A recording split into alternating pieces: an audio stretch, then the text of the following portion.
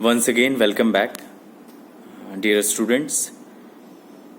हम इस video series में वर्ल्ड के कुछ प्रोमिनेंट जो प्ले राइट्स हैं या नोवेलिस्ट हैं जिन्होंने नाटक लिखे और जिनके नाटकों को सराहा गया, या फिर ग्रेजुएशन में या आप लिटरेचर जब भी पढ़ते हैं तो उसमें जिन नाटककारों के नाटक को सराहा गया या जो स्कॉलर्स हैं उन्होंने बहुत ज़्यादा पसंद किया या दूसरे जो डायरेक्टर्स हैं उन्होंने पसंद किया, उनके बारे में जिक्र कर रहे हैं हम।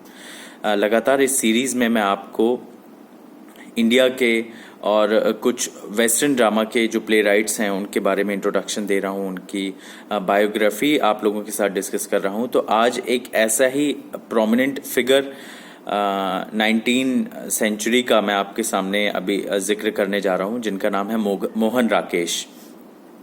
मोहन राकेश एक नई कहानियाँ या कह सकते हैं न्यू स्टोरी, हिंदी का एक बहुत ही सशक्त हस्ताक्षर हैं या सिग्नेचर हैं जिनको बहुत बहुत पसंद किया गया या जिनके कामों को बहुत सराहा गया।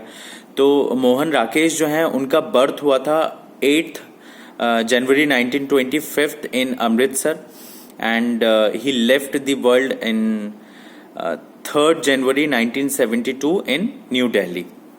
एंड मोहन राकेश को उनके काम के लिए संगीत नाटक एकेडमी अवार्ड से भी सराहा गया।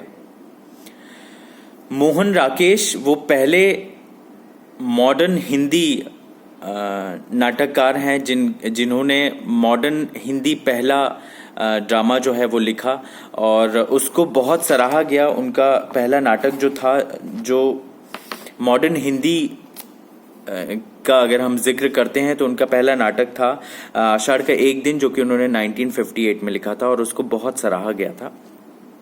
मोहन राकेश जो हैं उन्होंने उनका जो पोस्ट ग्रेजुएशन है एमए जो है वो हिंदी और इंग्लिश से किया। वो बहुत ही मिडिल क्लास फैमिली को बिलोंग करते थे और वो जिस स्टेटस से, जिस पॉवर्टी से गुजरे वो कहीं ना कहीं उनके नाटकों में देखने को मिलता है।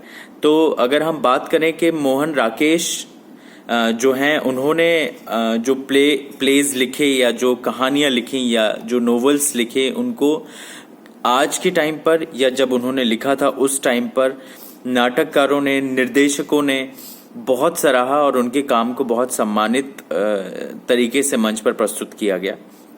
तो मोहन राकेश की अगर हम बात करें तो he was one of the pioneers of the new kahani और लिटरली कह सकते हैं कि न्यू स्टोरीज जो मूवमेंट ऑफ हिंदी लिटरेचर था in the 1950s and he made considerable contribution to novels, travelogue, criticism and memories, short stories and drama as well.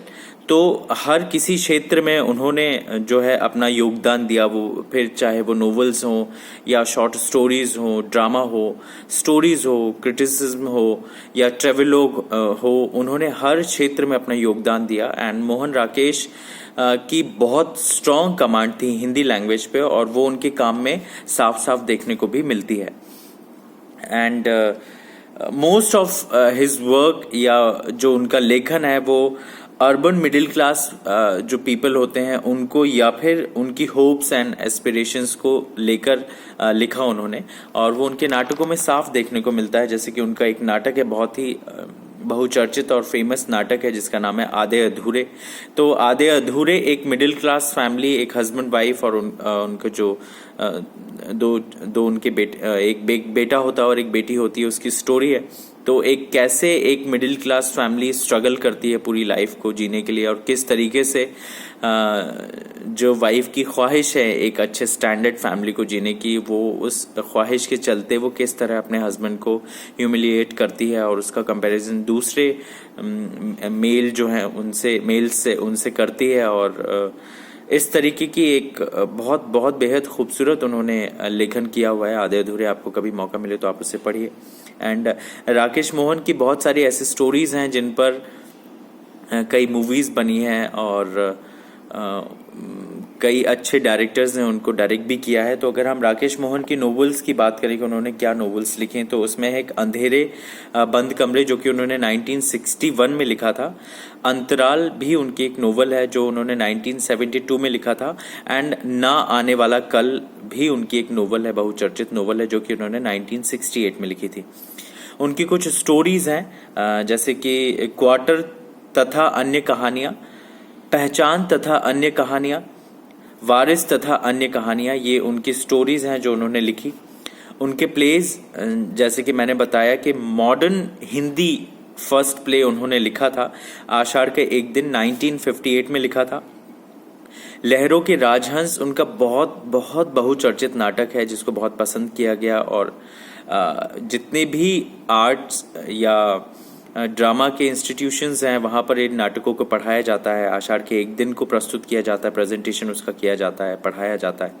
ऐसे उनका लहरों के राजहंस उनका बहुत बहुत फेमस प्ले है जो कि उन्होंने 1963 में लिखा था। एंड आधे अधूरे is one of my favourite play जो कि उन्होंने 1969 में लिखा। बेहद खूबसूरत नाटक है वो। एक मिडिल क्लास फैमिली का क्या कल्चर होता है, किस तरह वो सोसाइटी में अपना स्टेटस मेंटेन करने के लिए एक ढोंग रचता है या जो ख्वाहिश होती है उसको पूरा करने के लिए वो किस किस जरिए को अपनाता है, इस तरीके की स्टोरी उसमें आधे अधूरे में आपको देखने को मिलेगी। बहुत ही कंटेम्प्रेरी प्ले है, उन्होंने 1969 में लिखा था। और बट उस प्ले को बहुत पसंद किया गया, और आज भी जब उसको मंच पर खेला जाता है, उतारा जाता है, तो जो आम जनता है उससे कनेक्ट बना पाती है या because it is a contemporary play. उन्होंने कभी लिखा था 1969 में, बट वो आज भी आप मंच पर देखेंगे तो उसको आप रिलेट कर पाएंगे कि सोसाइटी में ऐसा होता है, और आगे भी कभी उसको जब मंच पर खेला जाएगा या परफॉर्म किया जाएगा तब भी उस प्ले को बहुत पसंद किया जाएगा, और उसको मंच पर जब उतारा जाएगा तो वो उस टाइम पर भी कंटेम्प्रेरी ही होगा, है ना। और आधे अधूरे जो प्ले है वो मिडिल क्लास फैमिली को बिलोंग करता है जैसे कि मैंने आपको बताया, और उन्होंने तकरीबन 2 जो संस्कृत नाटक हैं उनको हिंदी में ट्रांसलेट किया। पहला है मृच्छकटिकम, ये भी संस्कृत नाटक है जिसका ट्रांसलेशन मोहन राकेश जी ने किया। एंड सेकंड प्ले है शकुंतलम।